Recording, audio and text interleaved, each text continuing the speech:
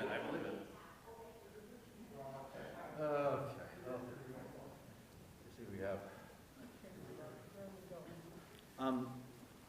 We don't have the sun to deal with now. How Dallas says, who's in my office, I don't know, you don't know the wine. Yeah. Okay. Should we take this split? Right. Easier for you. Yeah, there's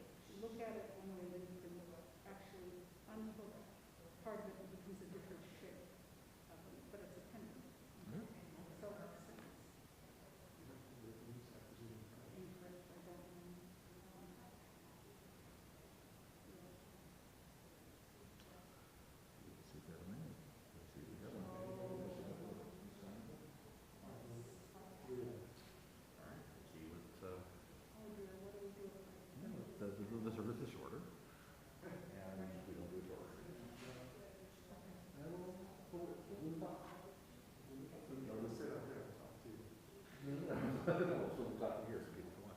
I don't know where the cup is. Okay. I didn't see the cup there. Well, all right. A cup would be fine. Yeah, I thought it would be all together. Want me to go into the kitchen? Cup, that's weird. Is that? It was on the kitchen counter last week. Oh. Well, last night we used it for Kiddush.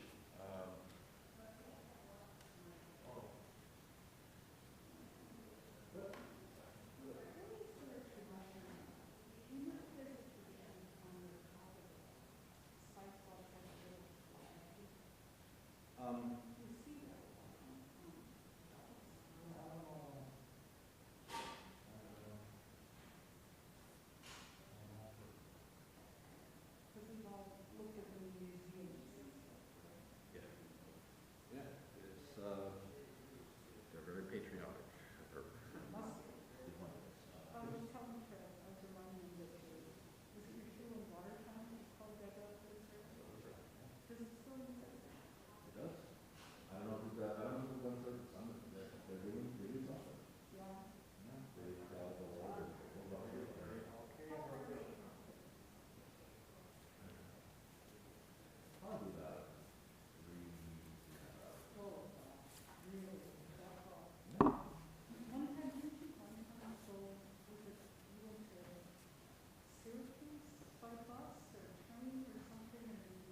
Yeah, one time I did train to Syracuse and then bus to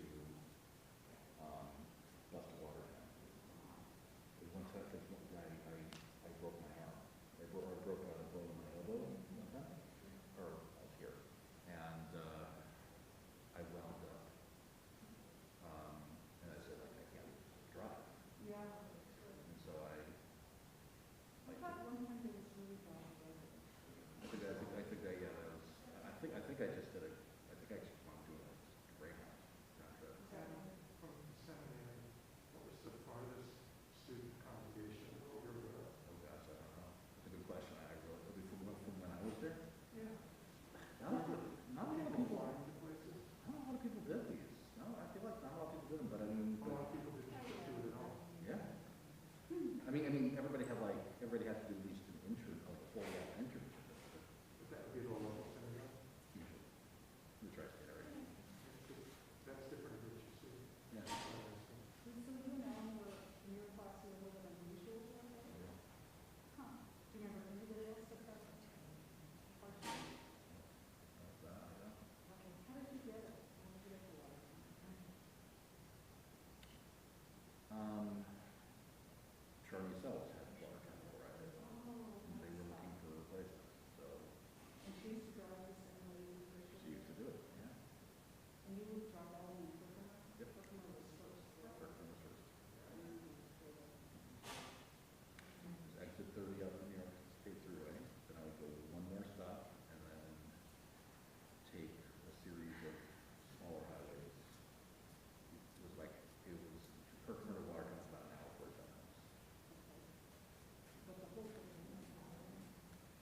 to Manhattan was like 5.5 to 6 hours. Where did you stay? In Washington, there was a house across the parking lot. Well, thank you. Got it. Good evening. Did you have a nice rest? Yeah. Clean up. Yeah, we went for a little while. We have a saying, you don't like the weather, wait 10 minutes, because it's so changeable. It was Oh, good. that was from the I'm going to introduce her to my. door closed, because I thought it was from there. I mean, I imagine you might have Live stream. so, yeah. Like, I'm not going, Yes, it's the new technology. When they built this building, we had that it was going to have modern technology. And then COVID hit. And boy, did we use it. I'm sure. Oh, I mean, we were really competitive in that sense. I mean, it Does was. the United Synagogue coordinate this, and did it help you in any way? Mhm. Because I noticed all the conservative, let's say lots of congregations around the country are using the same technology from what I can tell. And when I can't believe each synagogue is able to do that all the time, but they install it and know what to do. I think they're a Oh, wonderful okay, yeah. source, but then I think everyone prices the different. We're live stream, but that's what we're using. There are other. All right. So we are. Sure. All right. Well, Some of the synagogues are looking we have a little bit of flexibility. We can wait another to be the same technology. 10 minutes, like minutes. This is live stream, so there's no interaction. We also have a Zoom room, Right. so we can Zoom when there is interaction. And Well, I'll we just wrote say- our bylaws last year, just kind of improve them so that we can have. For those who are on live stream, we at this point have 8 people in person. If there are at least 2 of you who live around the corner who may be close who would like to come by in person so that we can do a full minion, it would be wonderful. oh, here's the, We got 1 car. So okay, so we shall see. But we're gonna wait up to about 10 minutes before starting the service because we want if possible to do a full minion. If after 10 minutes we don't have a full minion, we will just do something shortened. We will have the talk regardless.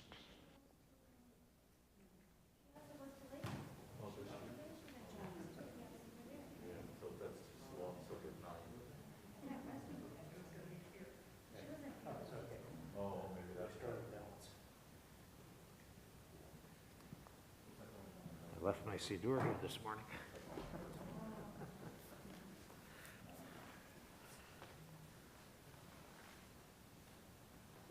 Updates, we need just 1 person. If you're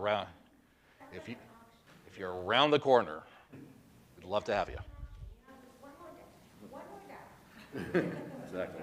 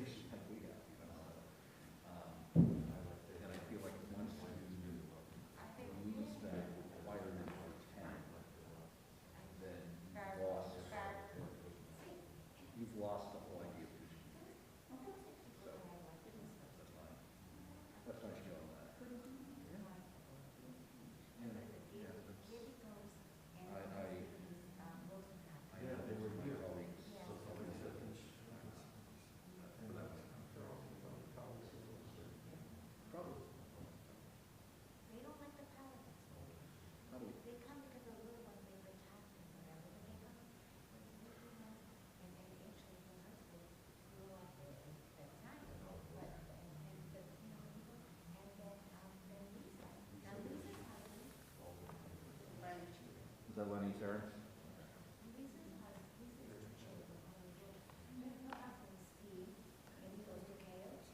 Maybe that can be the time?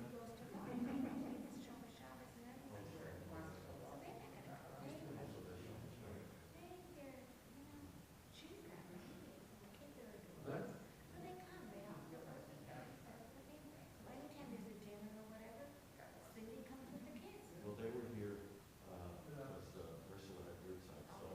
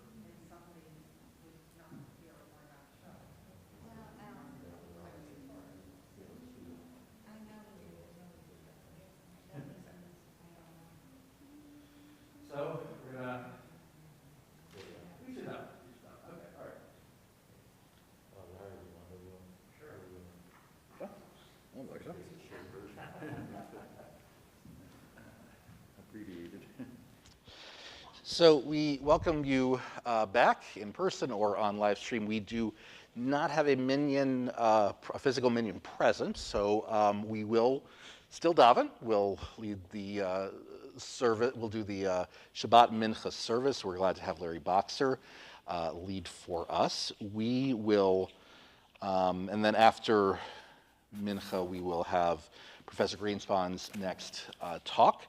We will start on page 226 in the Shabbat Siddur, 226. Ashresh vevetacho odi halucha salah shrim shemamalo shrim sharalaha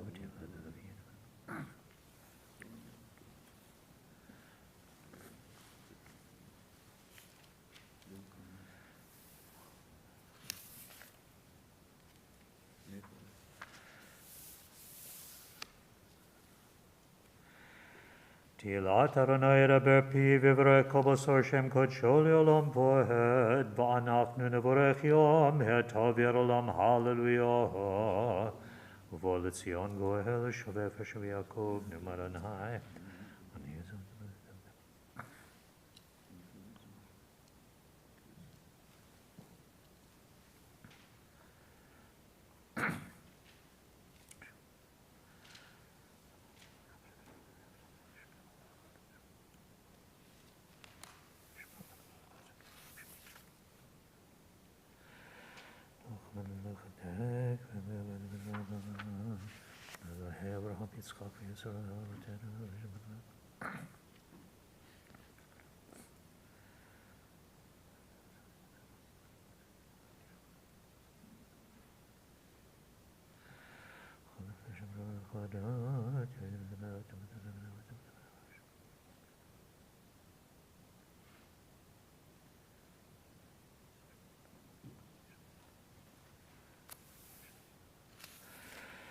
V'yivtuchu v'choyodei shemecha ki lo azavta doreshecha Adonai Adonai chafetz l'man tzidko yagdil Torah v'yadir. Please rise. We will turn to page 241b, and our leader will recite that page aloud. That is the beginning of the Mincha Amidah. And then we'll 242b, sorry. And then we will continue individually through page 246.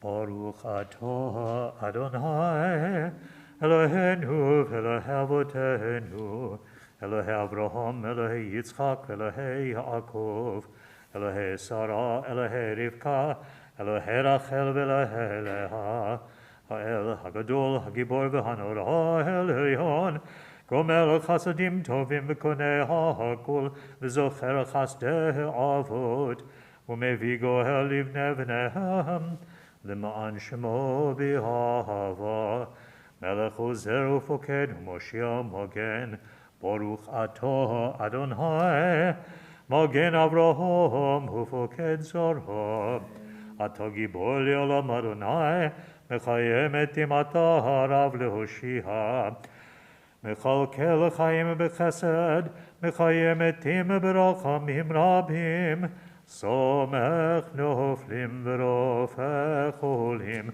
Umatir hasurim, Umekayem emunato, Vishenei hafa, Mihi chamocha ba'gevurot, Umihi doho melech, Melech memihit, Umechaya, Umahatzmiha kishuha, V'ne'emanato l'achayot metim, Baruch atah Adonai, Mechayeh hametim.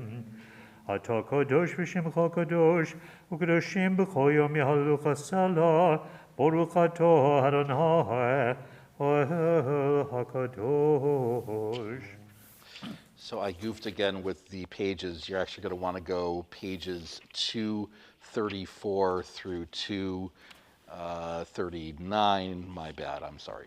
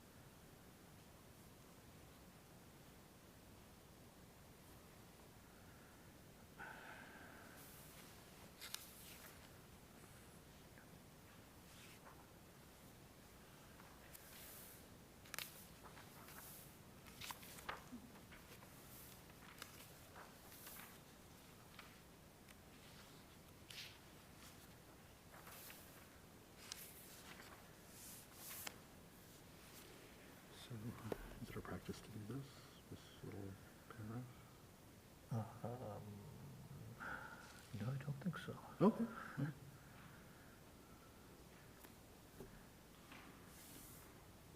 Yeah, no worries. It's not a practice, we're okay.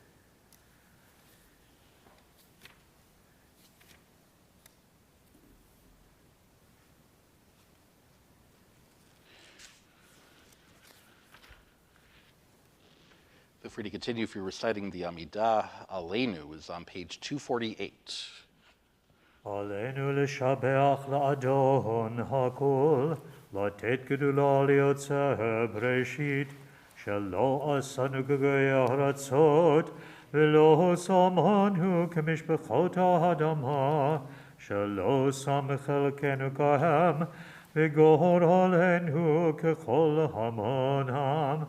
ואנחנו קוראים ומשתחווים ומודים לפני מלך מלכי המלכים הקדוש ברוך הוא שולט השמיים ויוצר עצמו שב וקרוב משמיים ושנקרא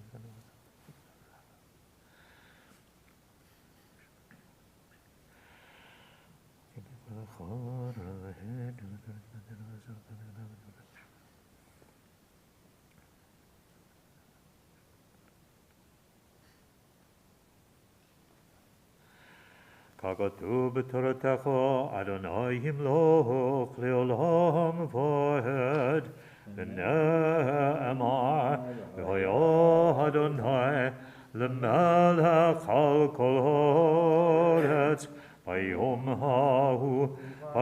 ההוא יהיה אדוני אחד, ושמו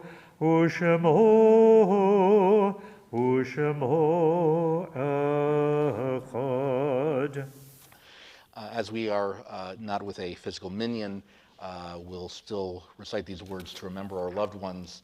In my time of need, to reflect on and hope for a better world, the proper setting to recite the words Yikadal v'Yikadash Shemeh Rabbah is not available to me. But the words still call v'yamlich malchuteh b'chayechon of yomechon, that God's rule soon be accepted during my life. Yibarach v'yishtabach v'yitpa'ar v'yitromam v'yitnaseh. Praised and celebrated, lauded and worshipped. May you bring peace to the universe, all of us, and to me, let us say, Amen. Yasher koach, Larry, for leading us in the davening. You may be seated. We, as I mentioned, will continue with our Klein Scholar series, and just to note in terms of timing, we have until about 10 after 9. You don't have to fill out all that time if you don't want, that's up to you, but you have all that time at your disposal, because that's, so 9:10 we'll start Mariv, and then go into Havdalah from there. Linda Boxer will come on up and introduce our speaker.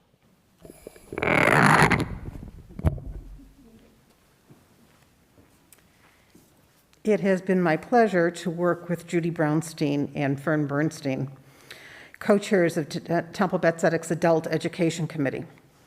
The committee works very hard with Rabbi Rosenbaum to ensure that there are many educational opportunities for our congregation. The highlight of each year is the Rabbi Klein Scholar in Residence program. Because of COVID, we've made many changes in our programming over the past 2 years, with postponements, virtual events, and now, something new, a hybrid presentation. Please remember that donations to the Klein Scholar in Residence Fund are very much appreciated. Dr. Greenspan's credentials are long and have been mentioned last night and earlier today, so you don't want to hear me talk. Welcome, Dr. Greenspan. Oh, good. Thank you very much, and thank you both those of you who are present and those of you who are virtual. I've tried to describe some of the differences and changes that are taking place within the American Jewish community. I focused first on the organizational changes, and now we've been turning to the demographic changes, the different kinds of people. And today what I want to do this afternoon is focus on gender, because there too there have been very many dramatic changes. As I was thinking about this talk and how to go about it, I was reminded of an experience I had some 40 years ago. After I completed graduate school, I was hired as an assistant professor at the University of Denver, which had a Center for Judaic Studies. And the core faculty there was 3 people, one who dealt with ancient Judaism, one with rabbinic and medieval Judaism, and one with modern Judaism. And it turned out that there were 3 Christian seminaries in Denver, and so the director of the center had arranged that each quarter, one of us would teach a course at one of those seminaries, to which students from the university and the other 2 seminaries were welcome to attend. So my very first year of university teaching, I found myself at a Christian seminary with a group of Christian students trying to teach the material that I was familiar with. And I remember in that first class that I offered, the question came up about women rabbis. Are women allowed to be rabbis, and what does that mean? And it was on one level very simple to answer, and on another level a little presumptuous on my part. The Reform movement had ordained the first woman rabbi 5 or 6 years earlier. So it was easy to say, it's happening. There are women rabbis, though at that point, to be honest, not very many. 2 years after that, the Reconstructionists had ordained a woman rabbi. So now we had 2. And I remember predicting that the conservative movement would ordain women rabbis sometime within the next decade. And in point of fact, it only took 5 years before that happened. But then I concluded the Orthodox, not in my lifetime. Yes, I was wrong. In 2009, Sarah Horwitz was ordained as the first Orthodox woman rabbi. She's now the dean of a yeshiva to produce more Orthodox women rabbis. Who would have guessed? Interestingly enough, the women rabbis in the Orthodox community go by a variety of different titles. There are some who call themselves rabbi, but others who call themselves rabbah, rabbanit, and maharat. Maharat is actually an acronym for manhiga hilchatit ruchanit toranit, for a halachic spiritual Torah leader. But functionally, they're rabbis, at least to some extent. And even in Israel, there are women in positions of authority, religious authority, typically called yoatzot, advisors. Of course, that means halachic advisors, and they are ordained typically at an institution called nishmat. So suddenly, what I did not envision as possible in my lifetime, some 40 years ago, is now commonplace throughout the Jewish community, not just in the more liberal wings, but across the board. And I think we need to reflect on the fact of how remarkable a development that is. After all, we are from a tradition that typically separates males and females physically, as you all know if you go into an Orthodox synagogue. We are from a tradition which still has in its traditional liturgy the expression of gratitude for God, not making me a woman. And yet, even in communities where that liturgy is recited, there can be women up in front, women in positions of authority. This is no small change in many, many ways. So much so that according to the latest statistics I've seen, nearly half of the newly ordained Reform and conservative rabbis are women. Not 1 or 2, half, and sometimes more. I saw recently the statistics from the Reform Seminary, the Hebrew Union College, that reported in fall of 2018, so 3.5 years ago, they had 52 incoming students, almost 2/3 of whom were women. 2/3. Of course, in addition to those, there were 2 students who were gender nonconforming. I'm not exactly sure what that term means. And 1 student who was transgender. So it's coming. And it's very clear that women paved the way for all of this. None of this would have happened had there not been women rabbis. I'm not saying women caused it, but they laid the foundation for rethinking what it means to be a rabbi and the role that women should play in the Jewish community. Or to give another example, the chancellor of the Jewish Theological Seminary is a woman, Shuli Rubin Schwartz. Okay? JTS led the way on that one. Reform did not come first, just as it turns out that the first non-rabbi to head an American seminary was Shuli Rubin Schwartz's predecessor, Arnold Eisen. Okay? Again, the conservative movement led the way, with reform movement following afterwards. No, they do not have a woman president, but they do have a non-rabbi, a political scientist of all things, who later became the head of his local federation. So things are changing, and again, the evidence is clear. Women are the ones who take the first step. Women are the ones who open the door, and a lot of things follow that one would never have expected. On a more theoretical level, the ground was opened up in 1990 when Judith Plaskow, a very prominent theologian and graduate of Yale, wrote her book called Standing Again at Sinai. This in 1990, and it was an attempt to carve out a Jewish theology from a feminist perspective. Why did she choose that title, Standing Again at Sinai? Wasn't once enough? I think she was reacting to a passage in the Torah from the book of Shemot, Exodus chapter 19, which talks about the Israelites assembling at Mount Sinai. And let me read to you what the Torah has to say, because she quotes this passage, and I think it's critical. According to the Bible, as the Israelites gathered at Sinai, the Lord told Moses, "Go to the people and sanctify them today and tomorrow, so that they will be ready for the third day when the Lord will descend onto Mount Sinai before all the people." So Moses descended from the mountain to the people. You get the idea? And he sanctified the people. And he said to the people, "Get ready for the third day. Don't go near a woman."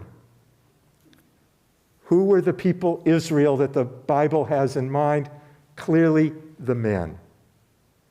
And Judith Plaskow wrote her book to respond to that, to say, we need to address that issue. We need to find a way to be more inclusive, that when we speak to the people Israel, we're not just talking to half the people Israel, we're talking to all the people Israel.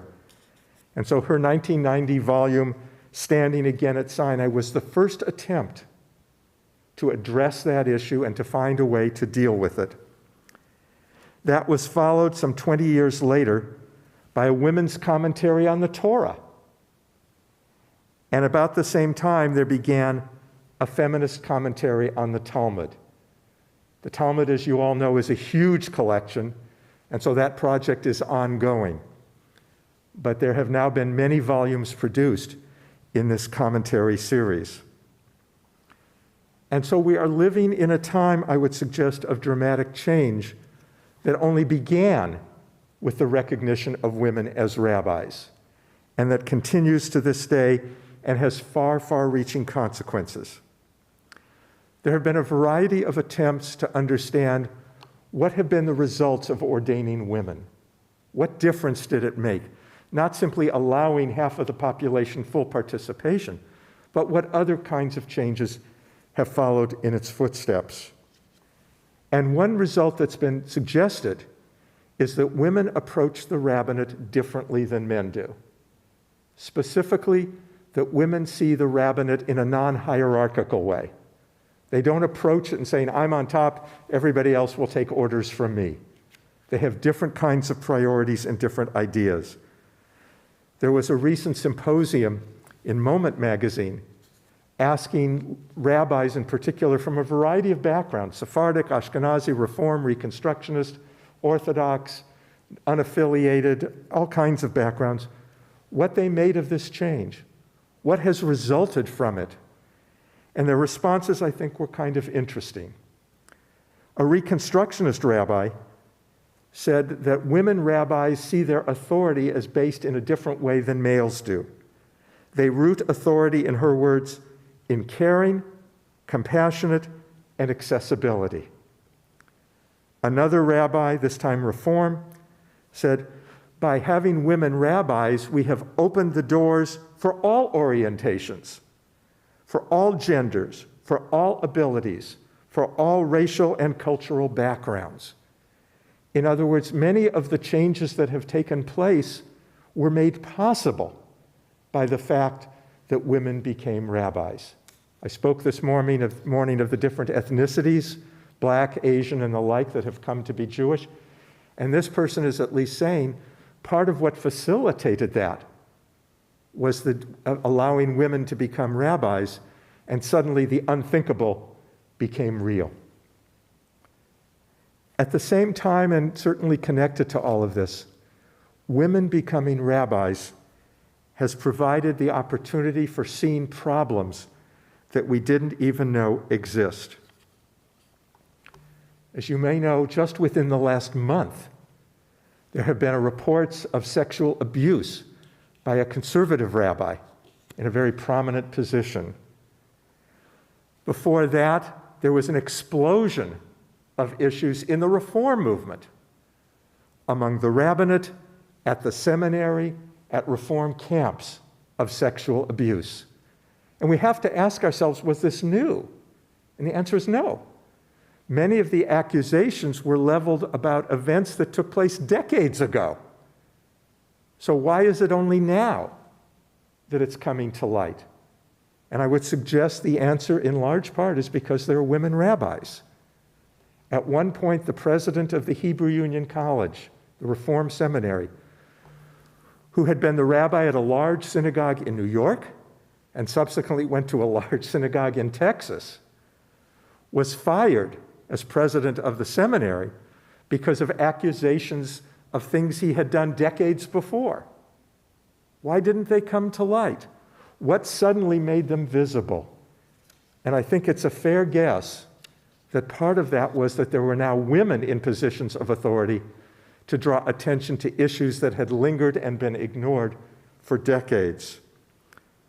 Of course, that was preceded by sexual scandals in the high school at Yeshiva University, at Jewish camps, at the Association for Jewish Studies, and in Orthodox communities. So no, it's not just Catholic priests. We have them too. And again, the question must be asked, why are we discovering this now? The incidents that were reported are not new all the time. Some of them took place decades ago, but the presence of women has made them visible. As you may know, major Jewish donors have now been outed for sexual misbehavior. For example, Michael Steinhardt, the creator of the Birthright program, or Jewish celebrities, Shlomo Karbach, remember him? Okay? Was notorious, and he did it right up in the open. And yet it didn't come to light until after he had even died. So while we may look at these incidents with horror and say, how could that happen? How could it have been tolerated? I would suggest what we need to do is turn the question around and say, how come we're finding out about it now? And the answer, I think, is straightforward. There are women in a position who look at things differently than men did and react differently than men did. And at the end, that serves us all well. But as I said, having women in positions of authority did more than just create new space for women. I would suggest it is also responsible in large part for the acceptance of gays. Interestingly enough, I've credited with the Jewish Theological Seminary with having the first woman president. I have pointed out that Reform movement was the first to ordain women. You want to guess which community was the first to have an out gay rabbi? It was the Orthodox, okay, 30, 40 years ago, Steve Greenberg. It's not that there weren't gay rabbis before, okay? I will assure you, I was in seminary with somebody who we were all pretty sure was gay, but that was a guess. I don't know if he is retired yet, but I suspect he is still not out if he is. In the 1970s, there were 2 gay synagogues created. One, Beit Chaim Chadashim in Los Angeles, and the second Beit Simchat Torah in New York. And interestingly enough, the rabbi at Beit Simchat Torah in New York is married. I suspect you will know the name when I say who she is married to. Do you know Randy Weingarten, the head of the American Federation of Teachers? Her wife is a rabbi at a gay synagogue in New York.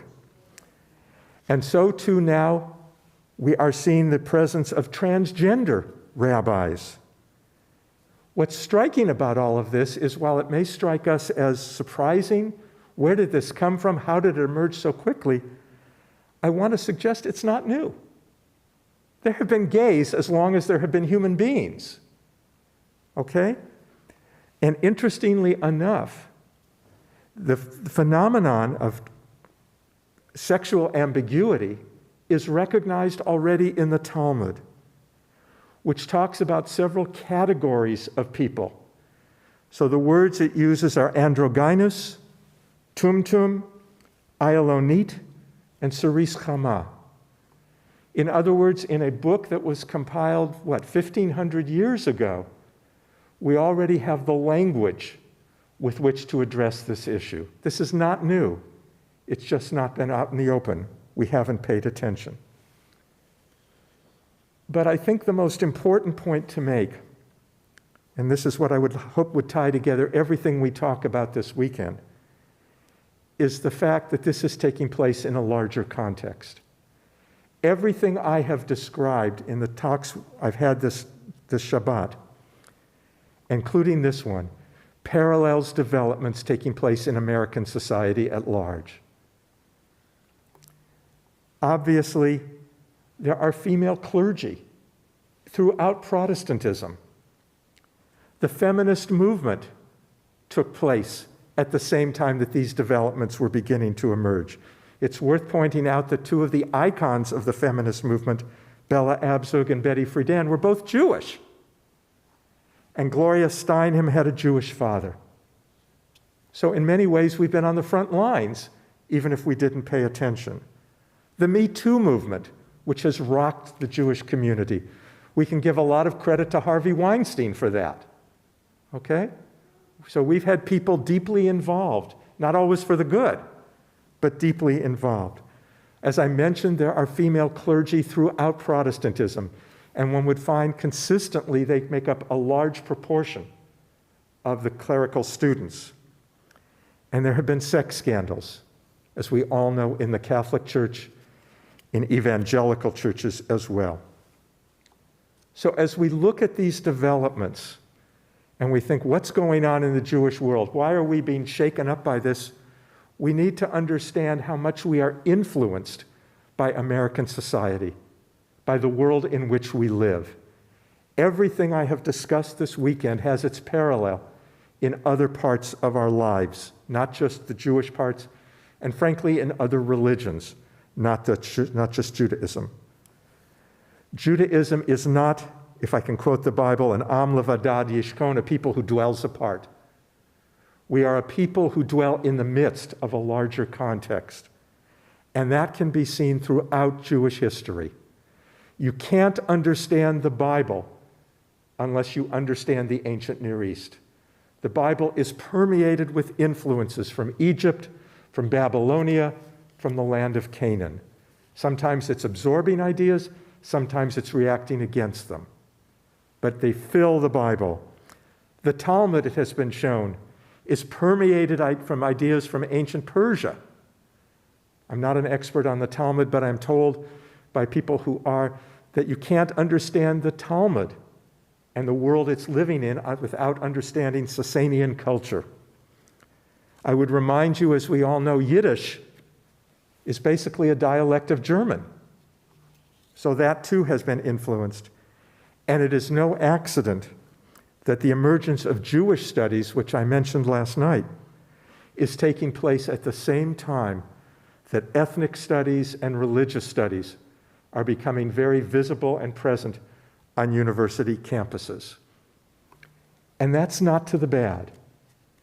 The fact that we are reacting to our society gives us access to insights and ideas, new ways of understanding things and of addressing some of our unique problems.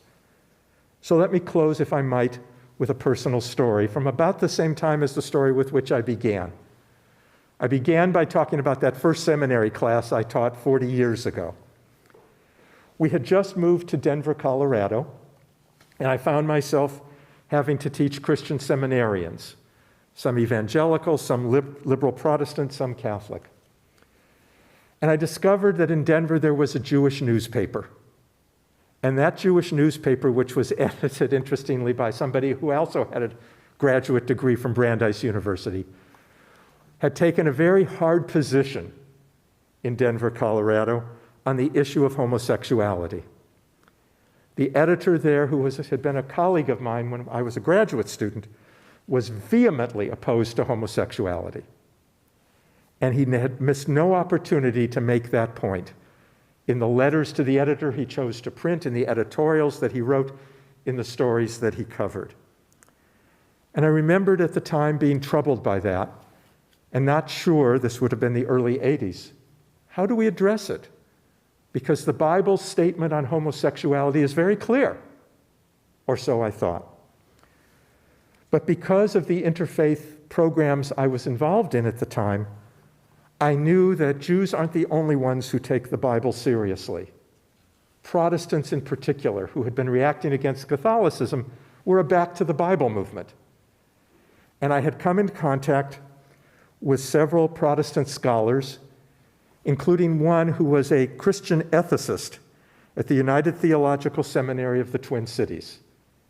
And so as I became more and more frustrated with this issue of homosexuality and what the editor of the Jewish newspaper in town was writing, I called him up. I said, Jim, help me. I'm Jewish, you're Protestant. Could you please explain to me, you folks take the Bible very seriously, how do you deal with homosexuality? And he told me. He told me exactly what to do, exactly how the Bible should be understood in a way that said, no, homosexuality need not be a problem. And just to confirm that, I picked up the phone and called another colleague, this time at the American Jewish University, Elliot Dorff, whose name you may recognize, who's also an expert, in this case, on Jewish ethics from a rabbinic perspective, and talked to him about the issue. And as a result, was able to write a letter to the editor, to the local newspaper, saying, we do not need to be afraid of homosexuality. We do not need to reject it. It can be perfectly acceptable within the confines of Jewish halakha and Jewish theology. That wouldn't have been possible if I hadn't had access to a Christian ethicist. That's what has happened in our time.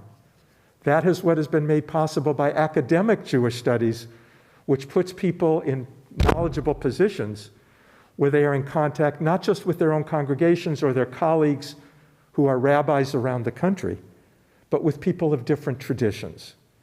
And so we benefit from the world in which we live now. We benefit from understanding that our problems are not unique to us, and that sometimes there are others, Catholic, Protestant, Muslim, Buddhist, whatever, who can help us deal with the issues that are of concern today. So as we look at what has happened in the field of gender, with gay people, with women, with all kinds of varieties, I hope we can understand that while this may feel very different, it is not a bad thing. It's something to be welcomed and something we can look as providing us with rich resources for evolving and becoming more humane and better understanding our own tradition. Because sometimes you have to call a Christian ethicist to understand how to deal with the Jewish Bible. Thank you all.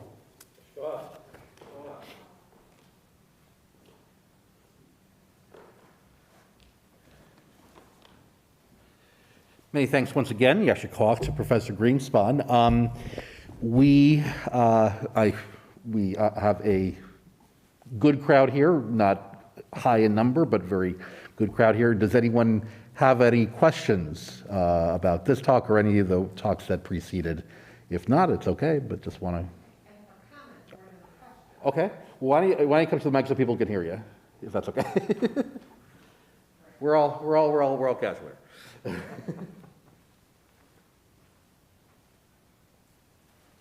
comment more about the changes in liturgy since women became rabbis, particularly with what's going on in the world now with Roe v. Wade. Yeah. There is now liturgy for a woman who has a miscarriage. There is now liturgy for a woman who has a stillborn.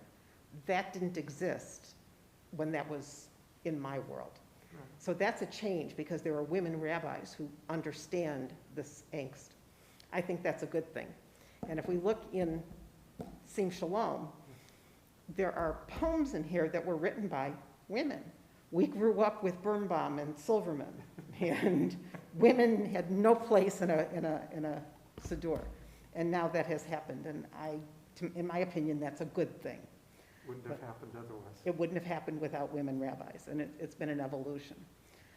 So we'll see. We'll see what else comes forward. But Absolutely. thank you. Thank you.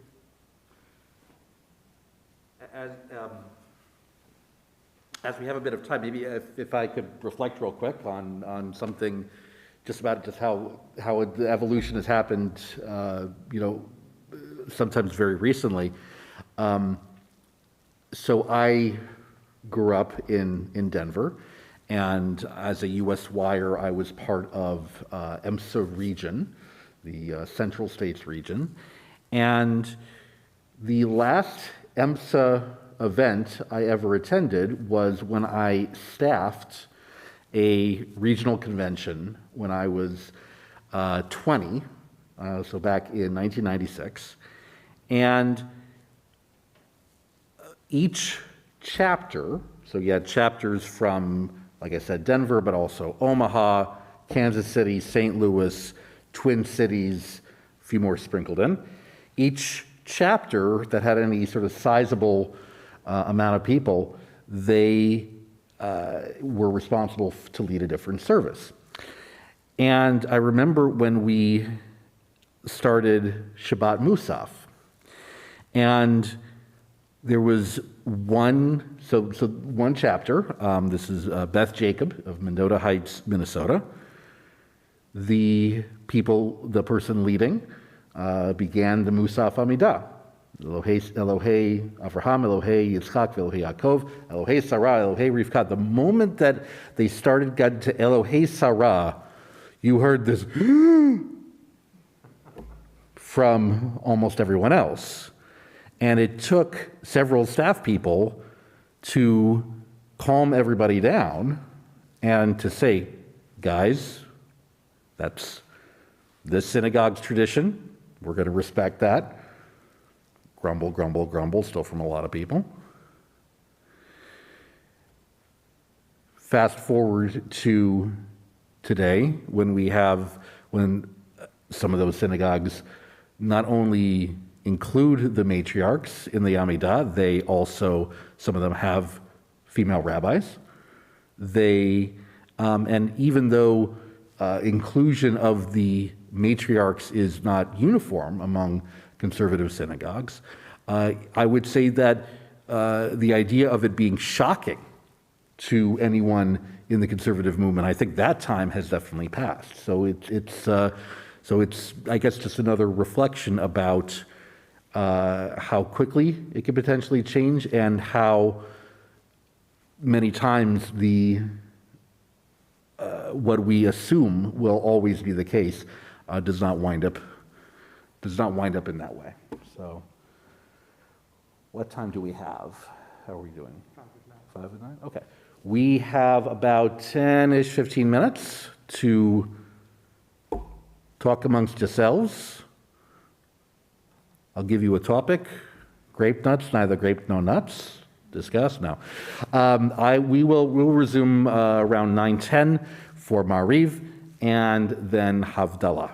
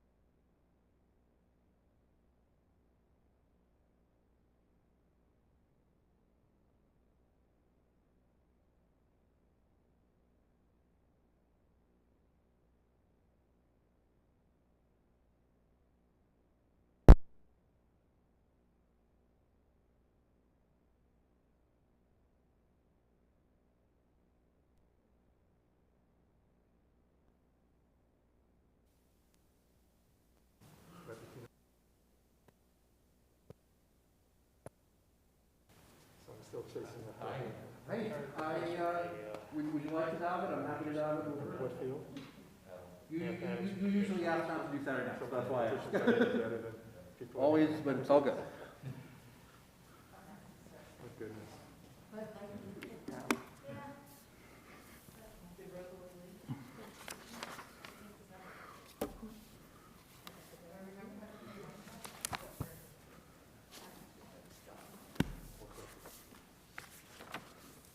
Okay. Welcome back for those who are with us. We will do the weekday Ma'ariv service. You can find that in the Shabbat Siddur on page 281. And we'll rise to the very beginning of it, just for a moment. 281. Vehu rachum yechaper avon v'lo yashchit, v'er ba'al yashiv po v'lo ya'ir kol chamato, Adonai Hoshia, HaMelech Yanenu v'yom korenu. You may be seated.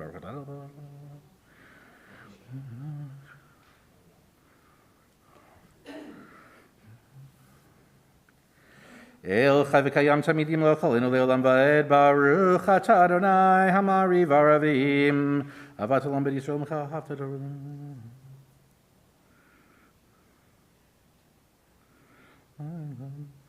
V'yavad chalta sibimenu le'olamim, Baruch atah Adonai ohev amo Yisrael,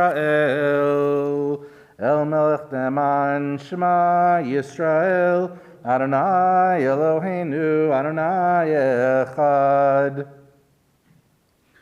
Ve'ahavta et Adonai Elohecha, v'chol levavcha v'chol nafshecha v'chol me'odecha, v'hayu hadvarim ha'ele, asher anochi metzavecha, hayom al levavecha, v'shinantam levanecha, v'dibarta abam, v'shivtecha b'veitecha, uvlechtecha v'aderech, u'shochbecha uvkumecha, u'kshartam leot al yadecha, v'hayu letotafot b'neinecha, u'chtavtam al mezuzot beitecha, u'visharecha v'yam shabbat.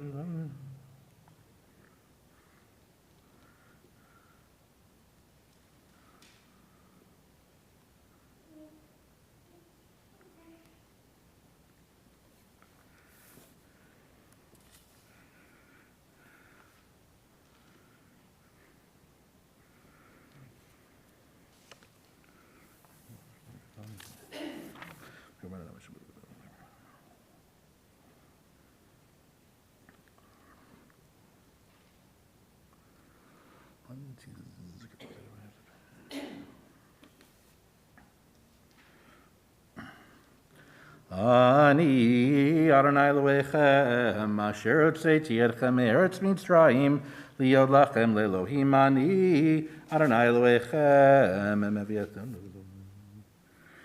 Anach Yisrael.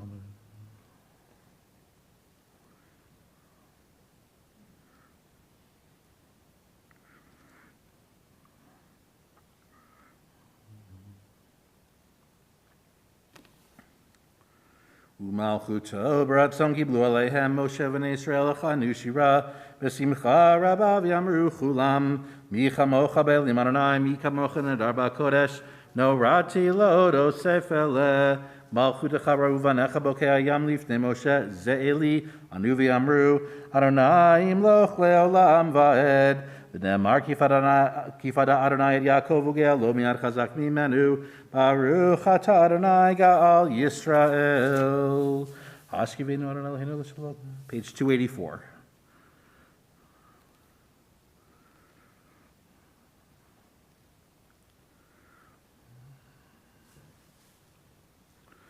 Ushmor tzeitenu uvovenu l'chaim u'shalom me'atah ve'ad olam.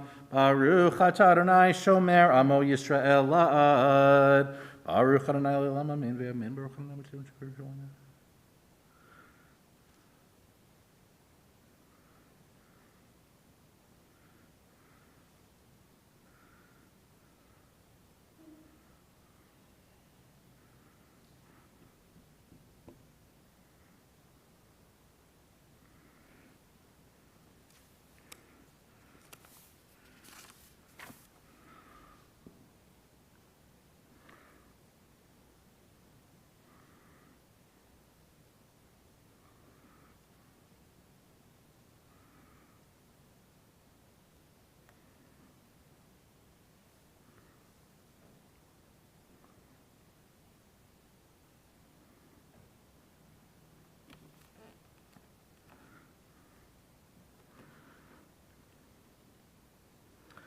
כי המלכות שלך היא ולעולמד תמלוך בכבוד, כי אין לנו מלך אלא אתה, ברוך אתה אדוני, המלך בכבודו תמיד ימלוך עלינו לעולם ועד, ועל כל מעשיו. Kindly rise for the individual Amidah 286 through 291. Please include on 287 the extra paragraph for the conclusion of Shabbat.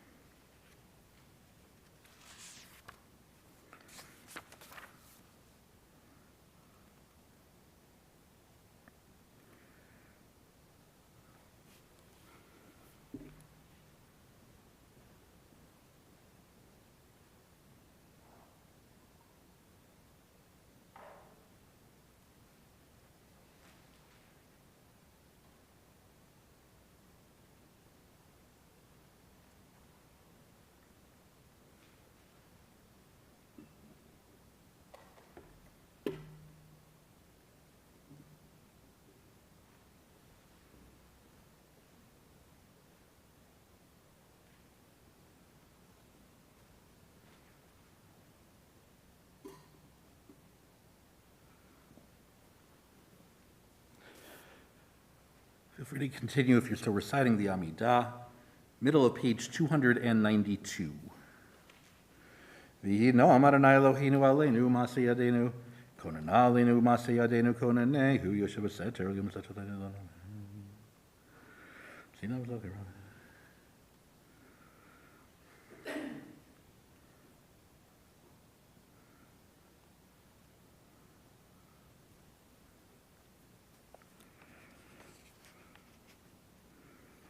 Orech yamim asbiyehu v'erehu b'shuati, orech yamim asbiyehu v'erehu b'shuati, v'ata kadosh, yoshev kadosh, kadosh, kadosh, and I spoke on the clock, so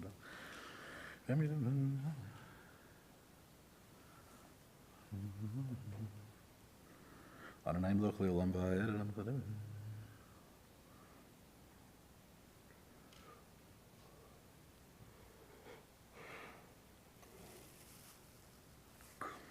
Baruch Hu.